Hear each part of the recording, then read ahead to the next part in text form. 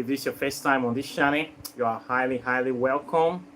This is the place where we separate the facts from the fiction, the science from the superstitions, and the concepts from the misconceptions about African spirituality. Today, I am going to be talking about a very important topic, which is the science of death. And of course, my recent experience with the philosophy of death as well. And some other issues pertaining to deities regarding death and my views or opinions about them. But before then, let's take our customary libation to some of our African deities and ancestors. So please, if you have a bowl or calabash or something that you can use to hold your liquid, please get it.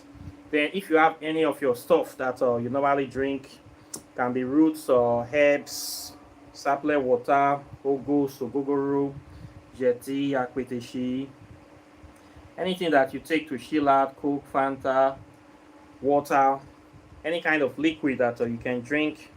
And we can use in the process of doing the libation to cause some of our African ancestors and gods to be in attendance of this section, so we can make it a ceremony.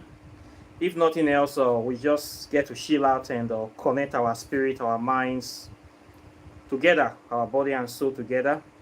They say away 2 or 3 are gathered in the name of the ancestors, or they are there, something like that. When 2 or 3 persons are gathered, they'll say the ancestors are there. Christians will say their Nollywood spirit is there. So let's call our own spirit too. They say birds of the same feathers flock together. After all, the essence of this channel or this video is the study and practice of African spirituality, customs, tradition, and the veneration of our African deities and ancestors, which we respect, we hold in high esteem. And it's our ancestors, not anybody's own. So we are the only ones that can be talking to them, giving them drink, and interacting with them. So if we don't do it, are we going to let our enemies do it for us, or are we going to forget about them? If you forget about your ancestors, your children will forget about you. This is the way it is, okay?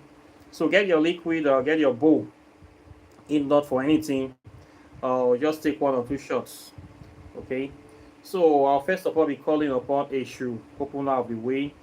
Eshu, guide us, or open our eyes, our ears to understanding, understanding of whatever we are going to be talking about today. And bless us, empower us, and give us that zeal, that empowerment that we need to be able to stand for truth, justice, and righteousness. You can also say Ashiru. Yemoja, mother of the river, Yemaya, we greet you this day, we give you your own, we acknowledge you, we call your name in attendance. It's Oshun, goddess of fresh water, creativity, divinity, inspiration, prosperity. Take your own. It's Ubatala, god of wisdom. It's Shango, god of thunder.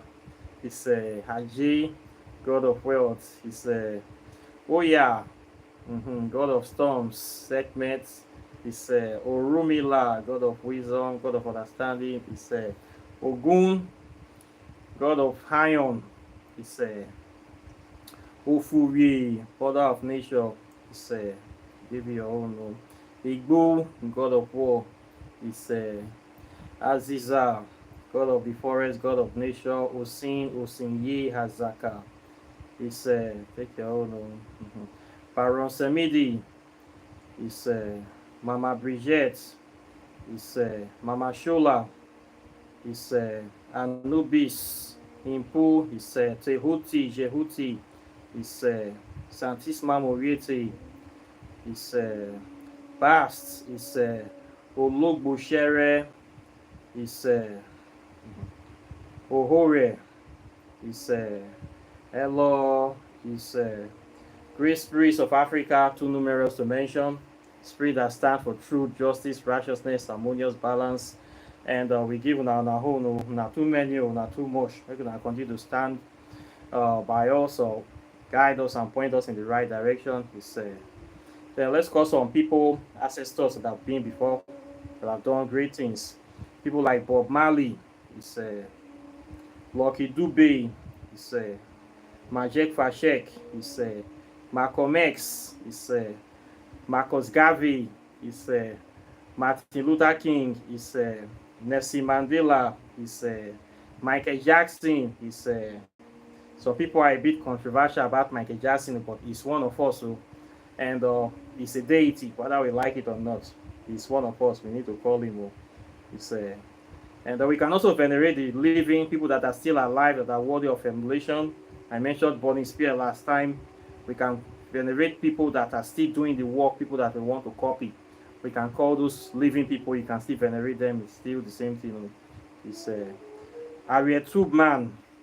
It's great ancestors all over the world, people that have been oppressed, people that their land have been stolen in Native America.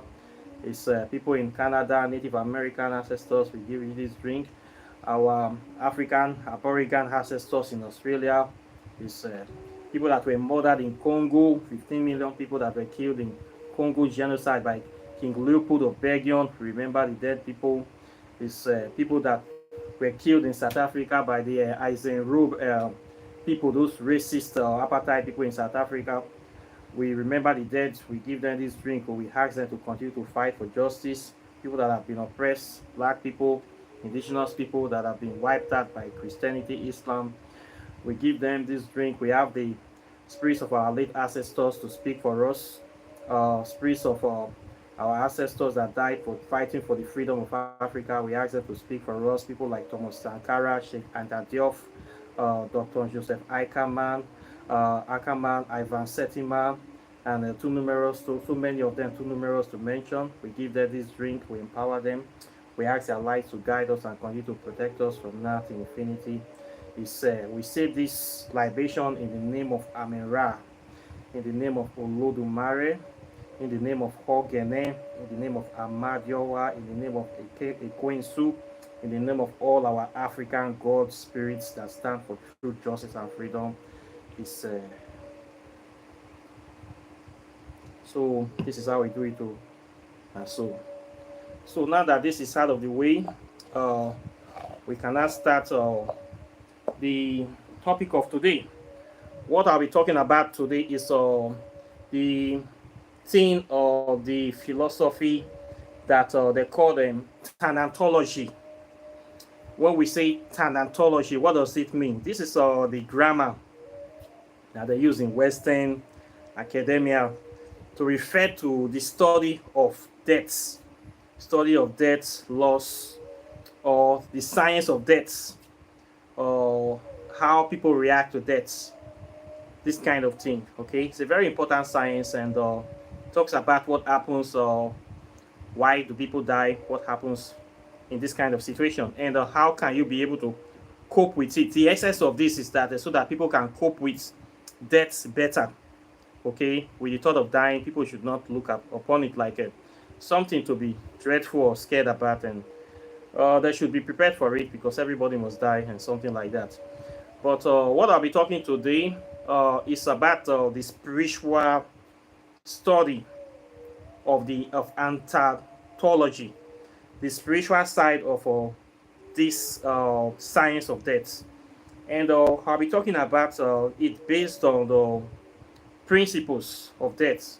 Like in African spirituality, we believe that every aspect of nature that is in existence have a spiritual counterpart. That is, it originated in the spirit world. That there's a spirit, there's a consciousness behind that phenomenon.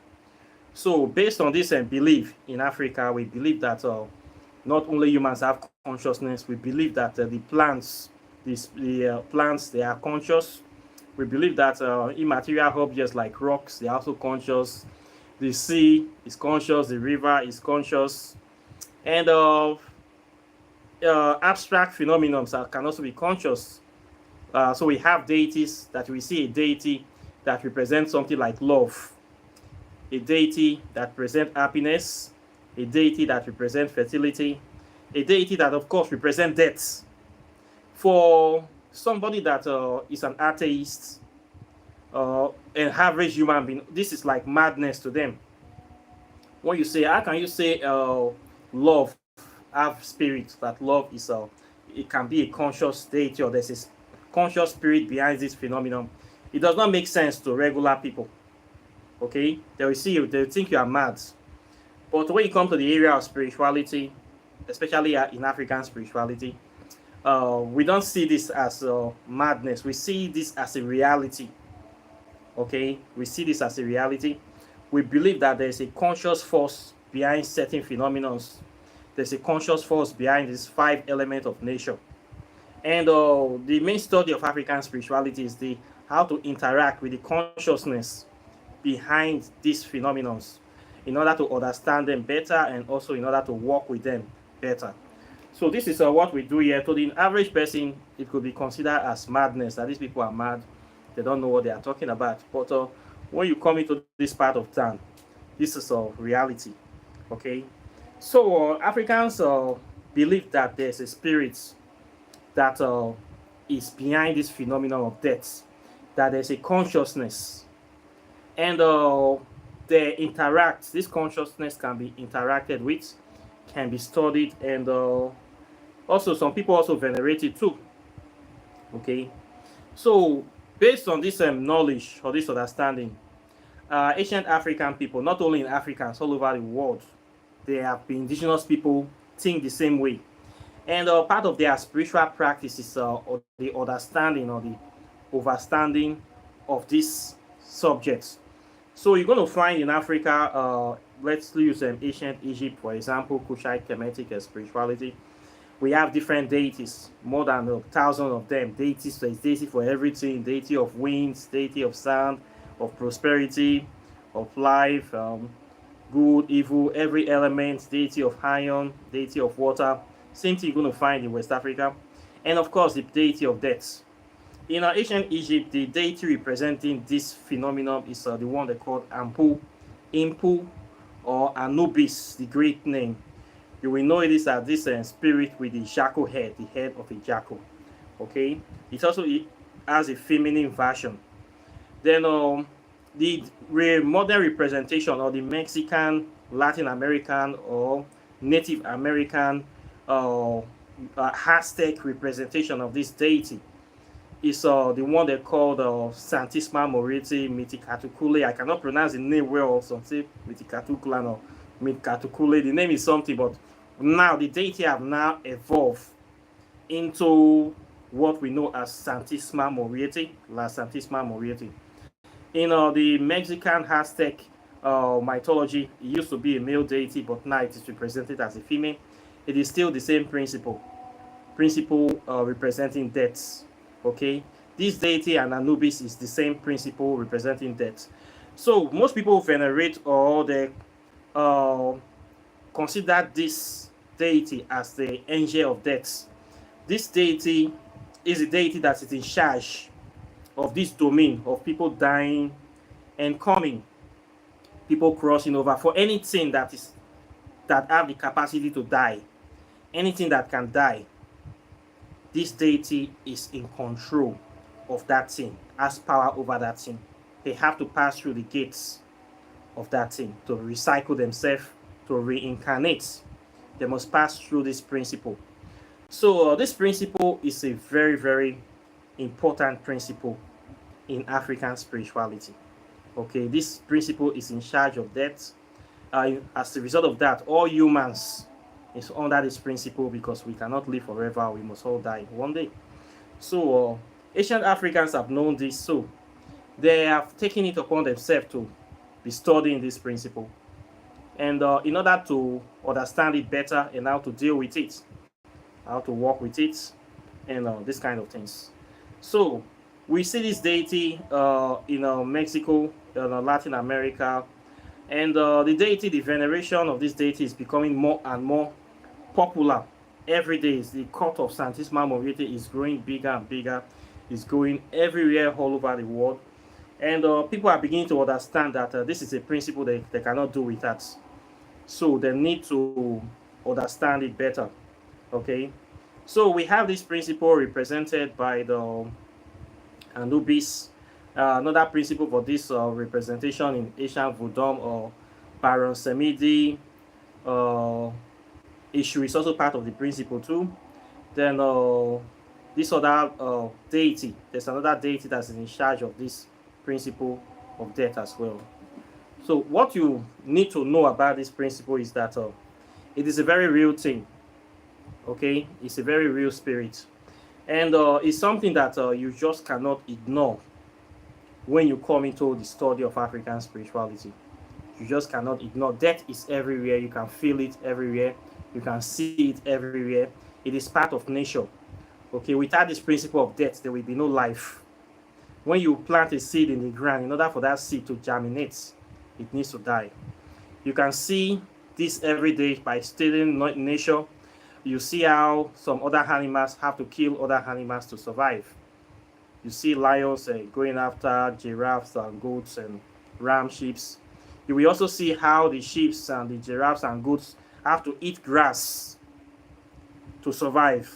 Okay, so you see this transfer of energy from one organism to another. Okay, it's the so-called great circle of life. Hakuna Matata, that great circle of life, giving life, taking life. Even one day, that lion too will die, will be eaten by other animals. It will decay. The grass too will also benefit. The head will benefit from the flesh of that lion. So everything in nature kind of live to serve others in a way. Okay, this is a great circle of life. So you need to understand this principle, and the sooner you understand this principle, the better for you, because it will enable you to live life to the best of your abilities and capabilities, than to your fullest expression. Okay, so this is something that you cannot ignore. You need to prepare for it. I always tell people that when you come into African spirituality, one of the most important deities that will help you in your advancement of your studies is the principle of death. The deity of Anubis or Santisma Muerte. This deity is, if you want to do anything like pacts, you want to do any kind of serious, you want to take your studies seriously or your life seriously, this is the deity you must start venerating. It must be part of your pantheon of deities, because it's very important. We are under the domain of this deity. Okay, so the deity is one of the most powerful in the world right now, and we cannot do without it. So instead of you to run, keep running away from it, it's better you run towards it, and you prepare yourself for the eventuality.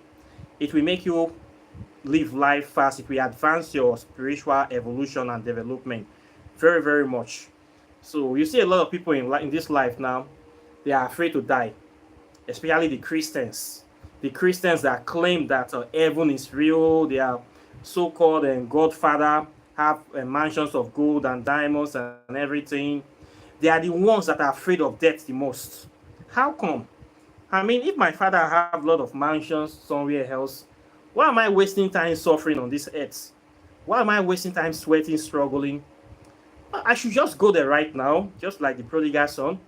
So my father have many mansions and suffering, and this is my real father. I can just end my life and I'll start enjoying within a twinkle of an eye. But you see, Christians, they are hypocrites. Muslims too, they are hypocrites. They are all concerned about amassing wealth, enjoying themselves, trying to delay death as possible. But yet, they say heaven is real.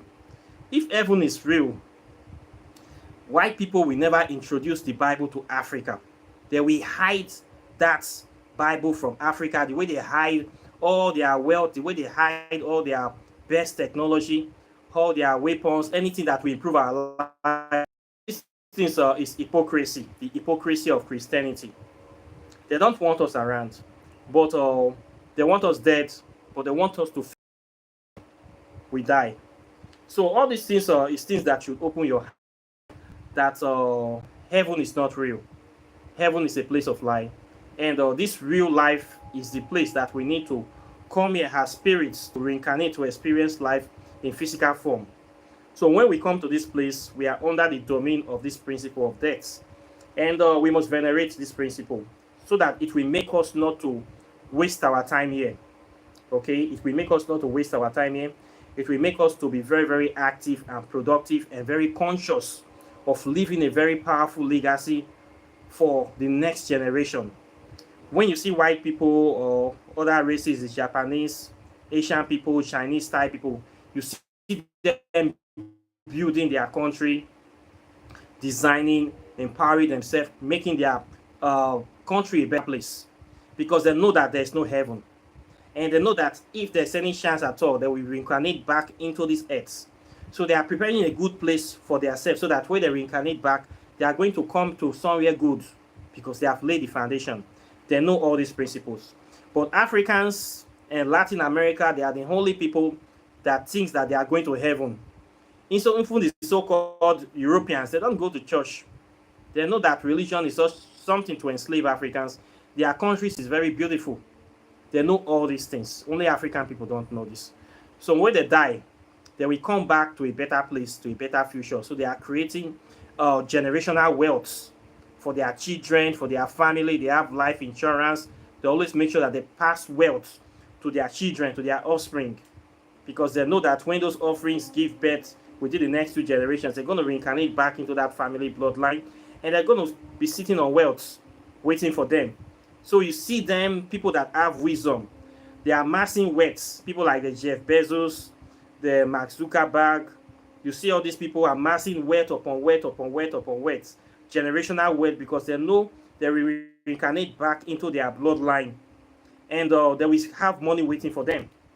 So they are preparing their heaven. Yeah, they are working for it right now. But meanwhile, the African man does not care about his country, does not care about his fellow man. Come to Nigeria, all the roads are bad, there's a lot of crime. They think that this earth does not matter, that they will go to heaven. You are not going to heaven. You are coming back to this shit hole to come and suffer, whether you like it or not. So it's better you start fixing it right now for your future generation, for the next set of people, because you're going to reconnect back, the place will still be the way it is. So Africa, to make it a better place, the better for all of us. So we must all join hands. You cannot escape this principle. Okay, you are coming back here. If you fail in your responsibility to build now, you are going to reap it in your next life. Okay, and Santisma Muerte is the ultimate balance. Okay, when you die, according to the book of coming forth by day and by night, Prehem Eru, the one they call Book of the Dead, which is the fake name. When you die, this principle will recycle you. They will judge you by your works. What have you done? What did you do? If your heart is heavier than that of a feather, you are coming back. You cannot sit in the council of the gods, because you did nothing for your people. You did nothing to advance life. You are all about selfishness and greed and everything. So those is going to naturally weigh you down. So they're going to send you back. Okay, you're going to recycle back here to the dustbin. So you better start cleaning up the mess around you, trying to create a better world for our people, for your future generations, because we are coming back here. There's no heaven, there's no hell. So venerating this principle, we open your eyes to this wisdom and to this understanding. So the earlier the better. You cannot run away from this deity, from this principle. Okay, recently I have a sort of a near-death experience. I have an encounter with a parasitic deity. I was taken unawares. I was not prepared for this, and the thing took me out, almost took me out, to say I almost died.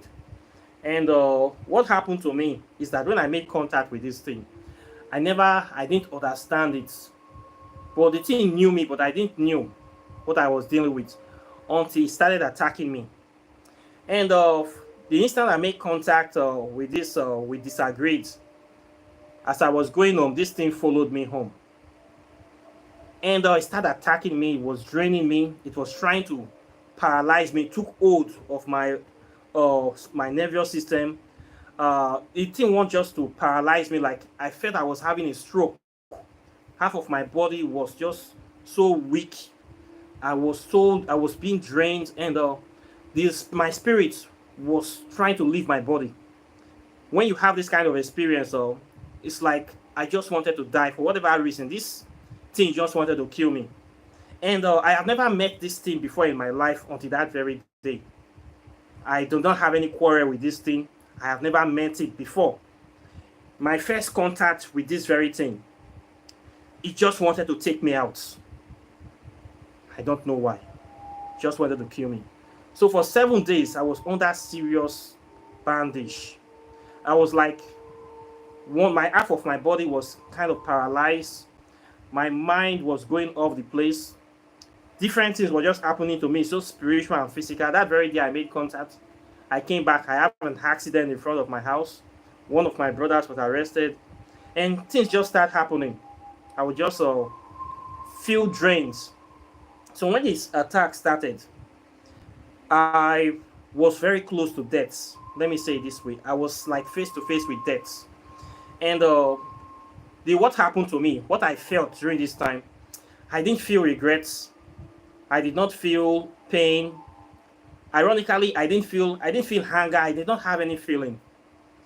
Okay, what I felt, the only thing I actually felt was like my son was too young to be an orphan. That was the only thing that I regret. Nothing else. I didn't feel like, oh, I'm losing material possessions. I'm going to lose this life. My life is just going to end. I'm going to miss it. I didn't miss anything. I have no feeling of missing anything. I have no feeling. And I did not see any change that any kind of fear. There was no single fear in me. Okay, this is the experience I had. I only have one thing. My son is just too young to be an orphan. If I die now, this guy is going to suffer. He's too young to be an orphan. Nothing else matters to me. Okay, so this was the feeling I had when this deity was dragging me, trying to squeeze the life out of me. Then in all of this, I heard a voice that I should not worry, that if this thing cannot kill you within 7 days, it cannot kill you anymore. Okay, then I calmed down. That 7 days, many people did not know what was going on with me, but I was in serious hell. I was like, I can fall down any moment. Any moment I can have a stroke. Even I was going out, I was so weak that if somebody just pushed me a little bit, I would just fall down. I was still doing my regular activities, but nobody knew what I was going through. I went through this thing, what you would call a near-death experience. Okay, I actually experienced how it will be if I died, the feeling of dying. And what interests me the most is that I was like, so if I died now, nothing will change for me. Okay, nothing will change. I was still who I am. I was fully conscious of exactly who I was. And there was no fear in me. No fear, no anger, no pain. Nothing. It was just me. And it was shocking to me. I said, so if I die now, this is exactly, I will still be the same person. Nothing will change for me. Nothing will change. The only thing that will change is that this physical body will finally escape it. Okay, this was exactly my experience when this thing was attacking me. Then I didn't feel any fear, but from the entity, due to its attack, its hold on me, I perceived a lot of fear from this spirit. The spirit was afraid. That's why it's attacking me. It was afraid of being exposed. It was afraid that he knew that I can be able to understand it. I can be able to expose its true nature. And this deity don't want this to happen. So it was very afraid. I perceived a lot of fear from this spirit. When it was attacking me, I could feel it. I can feel why it was attacking me. It was attacking me because it was afraid. And that is how I knew that this thing is not a real deity. It was afraid of death. It can die. So I knew that this thing is a parasite. If he's so fearful of me that he wanted to kill me as soon as possible, then that means he's afraid of something. He's afraid of me. He's afraid of me exposing it. He don't want that to happen. So that is how I know that this deity can be killed, can be taken out. And it's not a real deity. Whatever this thing is a parasite. So with this experience, I was able to know more about what I was dealing with. I've worked with many deities. I've been to many shrines. I've seen different kind of deities. I mention them every day. I have different deities here. Even the so-called principle of death is one of my major deities here. I have never experienced this kind of feeling or attack or this kind of thing from them. So why is this thing attacking me like this? If it's a real deity, I believe we are supposed to be on the same page, right? Because I am doing the work of the ancestors. I am doing the work of the spirits, Ogun, Shango, Ishu, Ofuri, all the African deities, Sekhmet, Anubis, Asa. All these are the deities I call their name every day, trying to teach people about their awareness, how to wake up the consciousness of African people, how we can stand again, how we can be able to study and integrate properly, practice African spirituality properly. Is this not what I am doing here on this channel?